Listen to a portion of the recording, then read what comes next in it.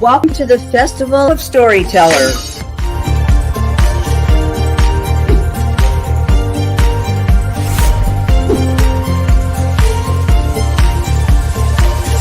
I thank everybody that's involved with this process because we know writers need readers and writers need publishers.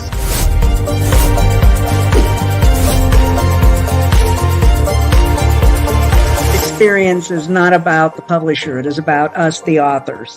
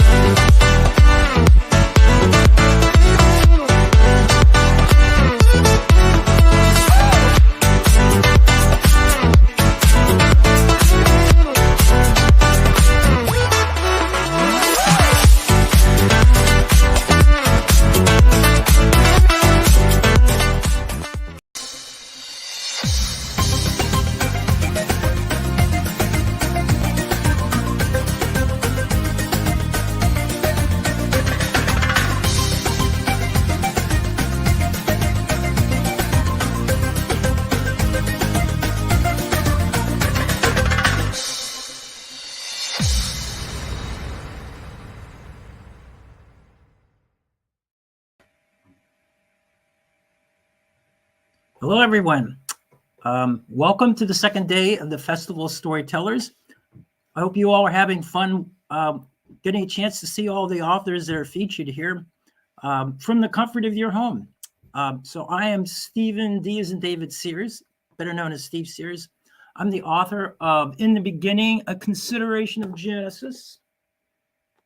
That's my book. I'm here to talk about my book. So, storytellers. They're usually people who write fiction. When I signed up for this, I told people I'm not really a storyteller because I'm not telling a fictional story or story about myself. I'm basically telling the story of Genesis. But it's in doing this, I'm trying to put the slant of what is going on. I'm basically analyzing the whole story, but I'm telling you the story of everything in Genesis, all 50 chapters. My book covers 22 chapters. It's in 2 parts. And so in the beginning, I think for this session, it would be helpful to start in the beginning by telling you about me, the author. You might be interested. So when I say author,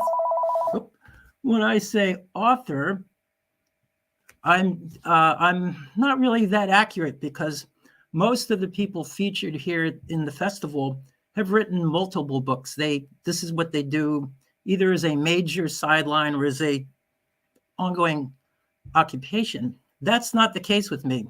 I'd never ever thought of writing a book. It's not something I ever thought of doing. It's not something I worked at doing. So how did I come to write a book, you ask?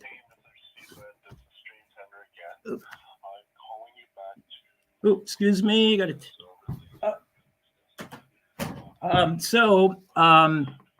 gotta go for this. Excuse me a minute.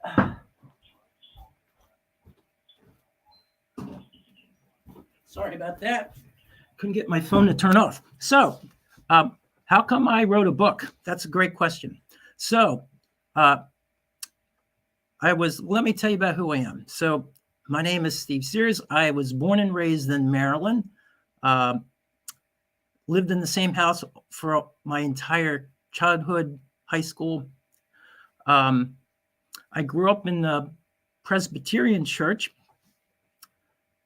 So in terms of writing a book about Genesis, I should first add that I am not a theologian. I'm not a minister. I'm not a scholar. I'm not a religious scholar. I have not read multiple books about the Bible. However, when I was a child, my mother sent myself and my sister Janet to Sunday school. We started when we were just little kids. Unlike a lot of kids, I actually liked going to Sunday school. I liked listening to the stories. I liked talking about God, talking about all the people that did all these things in those stories that are in the Bible. And I never stopped going. I went all the way through high school. I still went to Sunday school, sang in the choir. I stopped going to church at some point, but I still kept reading the Bible. So I like to jump around. I also like to read things that you don't hear about all the time if you go to church. So I jump around. So I had jumped around, and in 2012, I'd finished reading some book of the Bible, and then I decided, let me go back to the beginning. Let me read Genesis. Well, I had no illusions about Genesis. I felt like I knew all the big stories. So imagine my surprise when I started reading, and there was all these things I didn't remember reading. All the stories had more details. The characters are so alive. They're so human. And you could feel contemporary because they weren't all that perfect. A lot of things happen in Genesis. It's hard to believe that they would even call themselves of God because there's so many petty human things that go on. And there's all these stories that you don't normally hear. And there's all these attributes that you see when you read the story. And I want to tell everybody, I just had all these ideas about Genesis that I was just dying to tell people. But the feeling never went away, but I started reading other books of the Bible. I moved on, but Genesis never left me. Genesis was always there. So over a course of years, I just kept thinking about it, had more and more ideas about it. And so periodically I'd be laying in bed at night. All of a sudden I'd start thinking about it. Many a time I couldn't get to sleep. I'd be just thrashing around. So in May of 2021, I had one of those nights, and 4 a.m., I'm still thinking about it. The next morning I got up, I said, okay, that's it. I'm going to sit down. I'm going to write this thing that's been in my head all this time. So how did I go about it? Well, first I had to figure out what's my process. So first I had to figure out where in my house am I going to do this? So the best spot was actually my dining room table, and it worked out fine. Okay, now I have to fix up my computer. It doesn't really have a version of Office that I can use. So I had to go to Staples and get it inserted. I had to get a keyboard because I can't type on a keyboard on a laptop. It's just too small. I wanted to get an external hard drive so that I could make sure I had another place to save it so I wouldn't lose it. I've known people that lost manuscripts that way. Let's see, what else? Oh, the other thing, so once I had all those things set up, then it was how am I figuring out my time? So basically what I did was, I'm retired, so I have time. What I would do is every time I had a solid block of time, which was usually early afternoon to early evening, that's when I'd write. And my chapters are divided up. So I would usually go from subheading to subheading. I'd always try to do a whole section at a sitting. And so basically I worked my way through Genesis, doing it that, and that system worked. And interestingly enough, as I went along, I went in with a lot of ideas about Genesis, but as I was writing, I would develop more ideas. So again, because the book is so specific, it allows you to draw conclusions on a great many things. So let's see. So that's writing the book. So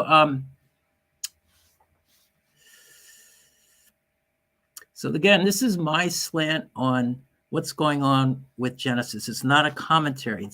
It's a consideration. It's an analysis of what's going on. So So the first thing in this, one of the first things I kept thinking about when I thought about Genesis, early in my reading of it, I came up with what I thought were 10 things you need to know when you read Genesis.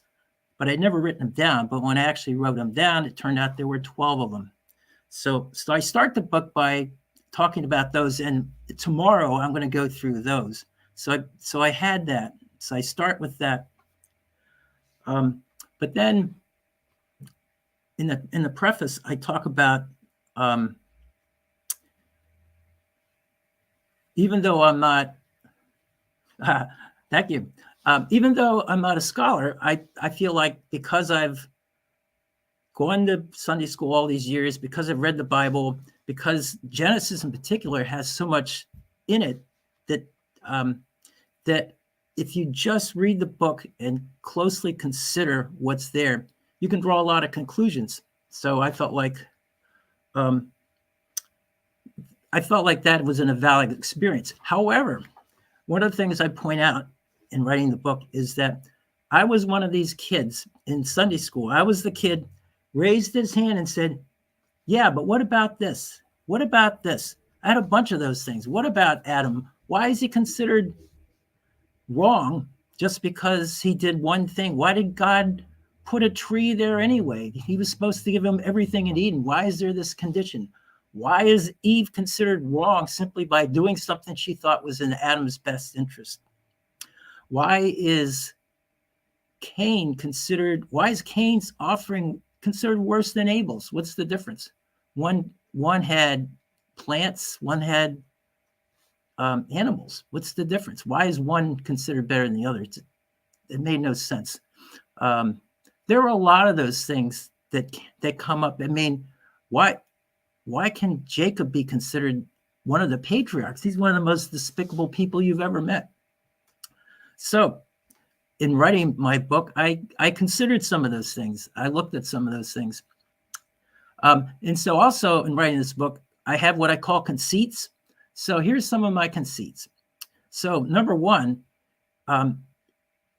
this is my idea of what's going on, but it's no way I could write a book in the first person. I wasn't going to go through the whole book saying, I think this, I think that.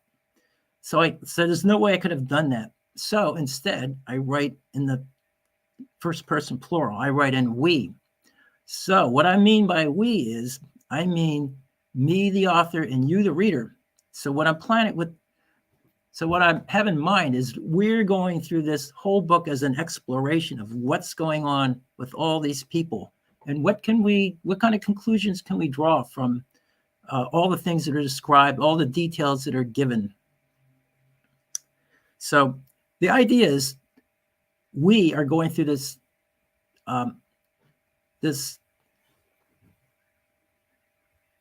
what about Genesis? Well, we'll get to that. We'll get to that. There's a bunch of things. So the idea was I'm bringing you on a trip, an adventure trip through the book of Genesis. And I'm hoping when I say we, that some of the things I say you will agree with, but I'm not assuming that. So the readers obviously doesn't have to go along with everything, but me and the reader are together looking at what I wanted to write. That was one of the conceits. Another conceit, this wasn't an original, so I started writing the book in the past tense. But every time I moved to, as I was writing, the present tense kept interrupting. It kept sneaking in. I'd go back and think, oh, wait a minute, that's the present tense. I can't do that. About a third of the way through the book, the present tense won out. So in fact, when I went to do an overview of the book once I'd finished it, I had to go back and change a lot of the front part of the book to put it in the present tense. But let me tell you, the present tense works better, because one of my other conceits in writing this book, I wanted it to be like the old serials from, if you were a kid years ago, they had these serials where there'd be an episode. Well, it's like soap operas, really. There's an episode, there's this terrible situation. What's going to happen? Cliffhanger. How are they going to get out of this? Then I start the next chapter by saying, last time we met, here's where things were. So then you go on, you figure out what's going on, and you would leave the next chapter like, oh my God, Jacob's in Egypt, but he's in jail. What's going to happen? Ah, thanks for the comment. So I wrote it like a cliffhanger. And I think it really works because basically Genesis is an adventure story. So it works really well. Let's see. Oh, and so I guess the last thing I would say about my conceits. Well, another thing is, in writing the book, I follow the NIV. It's my favorite translation because it's readable, it's understandable. But that's not all I used. In looking at the beginning parts, particularly, I wrote on it with Adam and Eve. There's also people have talked about someone called Lilith, so I brought up Lilith. If you read my book, you'll hear about Lilith. When we got to the area after Noah, they talk about, Nimrod. So I did some research on Nimrod, and several other pieces started, or like the prehistory of Abraham. I have a whole chapter on the prehistory of Abraham before Genesis, when he's in Ur and in Haran in Mesopotamia. So to get some more information on all these things, and these were things I ran into, I use Midrash is a Jewish tradition. It's more of an oral tradition. It's not considered probably as valid as the Bible, but some of it is things that just never made the Bible. And I think some of the oral tradition is accurate. It just wasn't, you can't put everything in. So this is the one I used. I got this from a Jewish bookstore. The Midrash says you can get Midrash throughout the entire Old Testament. The one I wanted, this is just Genesis. And what was great about it, it followed Genesis chapter by chapter, right through the Bible. The other one I used a lot is The Antiquities of the Jews by Flavius Josephus. He also wrote, more famously probably, the book on the fall of Jerusalem. But he was writing about the time of a little past Jesus, 60 to 80 AD. At the time he wrote it, he was in Rome. He'd actually been one of the generals during the uprising that caused the destruction of Jerusalem, but he came to live in Rome. He wrote the Antiquities to tell the Romans some of the history of the Jews. What's good about it is it follows Genesis chapter by chapter, and it has a lot of details not in Genesis that I felt like round out the story. So I used that. Another thing that came up surprisingly was the Quran. The Quran came up with some of the history of Abraham, what they call Ibrahim, but it also has much more detail about Ishmael that you don't find in the Bible. And so some of that I used to look at Ishmael at some point. Two other books I used. I have a chapter on the chapters on Abraham's time in Haran and Ur, and some things on the flood as well. Two books I like. This book is great. Have cheery voice? Yes, thank you. This book is great. Gods, Graves, and Scholars, the story of archaeology. It's wonderful. And it's about the beginnings of a lot of archaeology going back to the 1800s. But several of the chapters are about the time of Noah, time of Abraham. And the other one that's really good, I bought this from a library sale. It had been sitting around my library. I never read it. It's The Bible is History. It's and it has really specific archaeological discoveries on what did Ur look like, what did Haran look like, and it has some good stuff on what Canaan looked like. And it's really compelling because Ur and Haran were civilized cities. They had really nice apartment style living, fairly luxurious because Abraham's father, Terah, was one of the main ministers of Ur, so they lived pretty comfortably. Same with Haran. Haran was a pretty civilized, large city, but the areas in Canaan were nothing like that. They were like in circles. They had, see how we're doing for time here. Yep. They were much smaller. That one of the things said it was about the size of the where the Pope lives. That whole area. It's much bigger than that whole area. That enclosure. So Abraham went from a very civilized, built-up place to a place that's very desolate. Living conditions are harsher, and he did it for God. He followed God. So I think it's to get a sense of what those places look like gives you an idea of the kind of life arc that Abraham lived. So let's see. So that's pretty much, that's the preface. The preface, basically, my preface is, who am I and why did I write the book? Why I wrote the book was one of my readers today was asking about what kind of inspired it, what excited me. Well, a lot of things. So the fact that the people are so, I call them flawed or bent. Pretty much everybody that's one of the 12 things. All the men are bent. They're flawed. They're just not living particularly moral or straightforward lives. They do things that make you change. How did I find this? Well, mostly I start out with the Bible. I kept running into Josephus when I was looking at other things, and I was surprised to go on Amazon and be able to find a copy of it.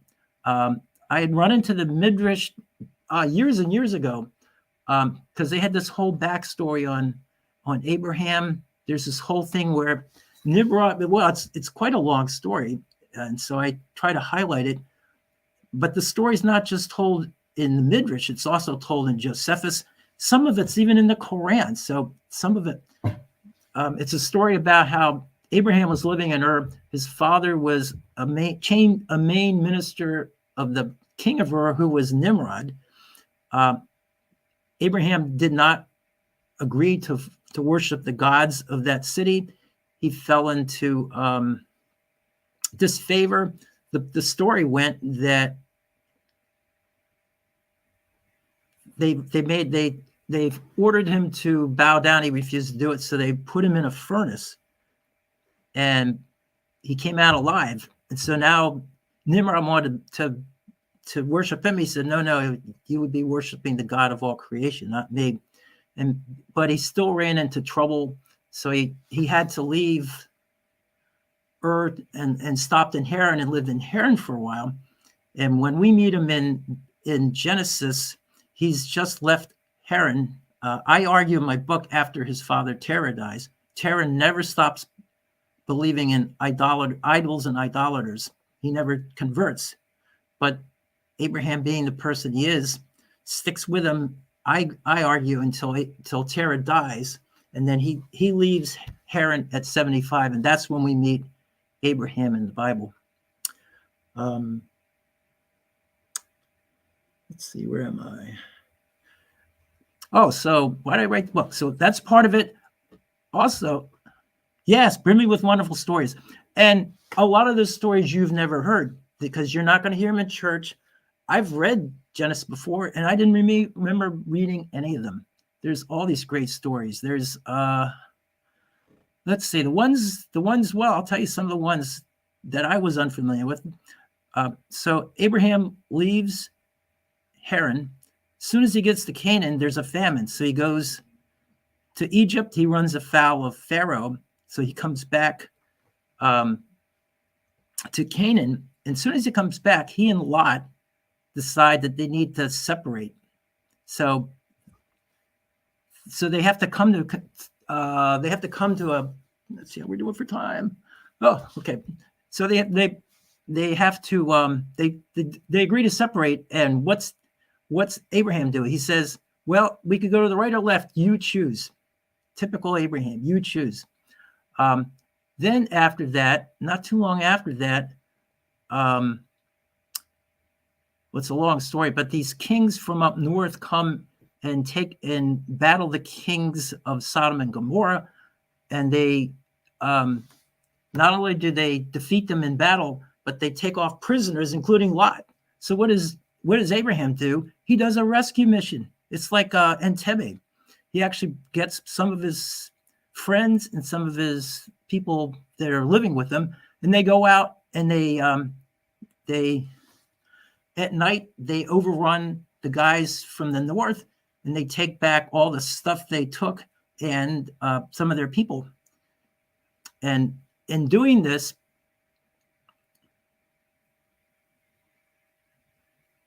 yeah, I think so too. I agree with you.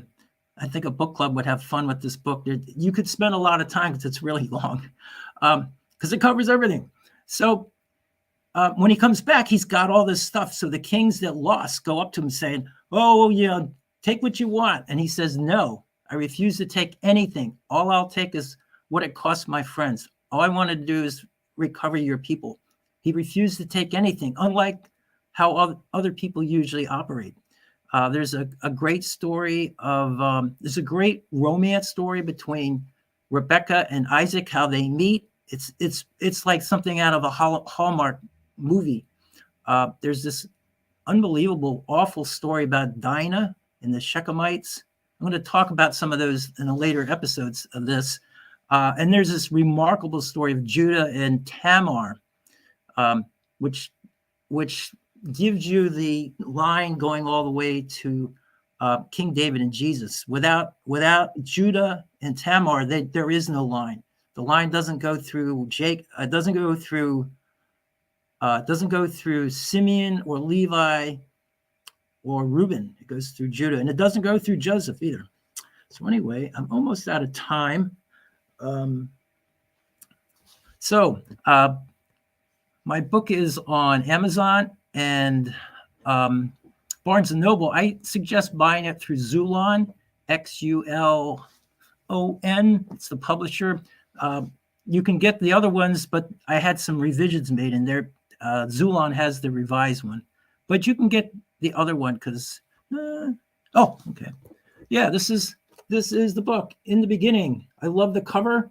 The cover was from Shutterstock. Xulon has a deal with Shutterstock. The cover designs they gave me, I hated.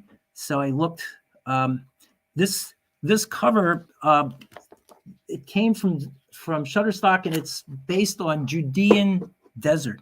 I was looking for desolation because that's what Abraham dealt with. As soon as he got to Canaan, this is what he was looking at. This is what the land looked like. This is the land he had to live in. So in future, tomorrow I'm going to talk about the 12 things you need to know when you read Genesis. Also, one of the things is God does some curious things. We'll talk about that if we have time. Friday, I'm going to talk about Abraham and his greatness, and the whole idea that Abraham shows us how you can have peace in the Middle East. Show your book.